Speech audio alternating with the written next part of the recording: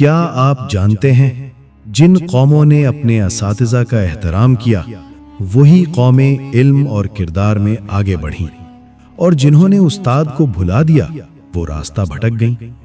علم کتاب سے ملتا ہے لیکن سمجھ استاد سے۔ استاد صرف سبق نہیں دیتا، وہ سوچنے کا سلیقہ سکھاتا ہے، غلط اور صحیح میں فرق بتاتا ہے اور اندھیروں میں راستہ دکھاتا ہے۔ اسی لیے اسلام نے استاد کو بلند مقام عطا کیا ہے۔ حضرت علی فرماتے ہیں کہ جس نے مجھے ایک حرف سکھایا میں اس کا غلام ہوں۔ یہ قول استاد کے مقام کو واضح کر دیتا ہے۔ ایک طالب علم ہمیشہ اپنے استاد کی بات کاٹتا، ان کے سامنے اونچی آواز میں بولتا اور سبق کو معمولی سمجھتا تھا۔ نتیجہ یہ ہوا کہ وہ علم میں پیچھے رہ گیا اور استاد کی ناراضگی اس کے دل سے سکون چھین لے گئی۔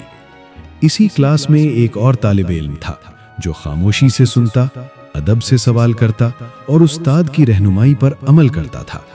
چند سال بعد وہی طالب علم زندگی میں کامیاب ہو گیا۔ فرق کیا تھا؟ ادب۔ استاد کا احترام کیسے کریں؟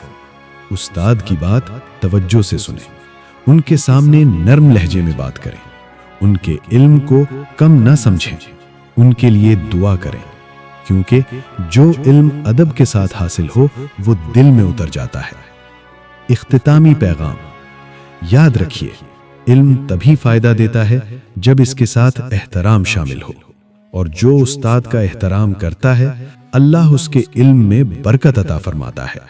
اگر یہ پیغام آپ کے دل کو چھو گیا ہے تو اسے دوسروں تک ضرور پہنچائیں اور چینل کو سبسکرائب کریں، کیونکہ یہاں ہم صرف باتیں نہیں کرتے، کردار بناتے ہیں۔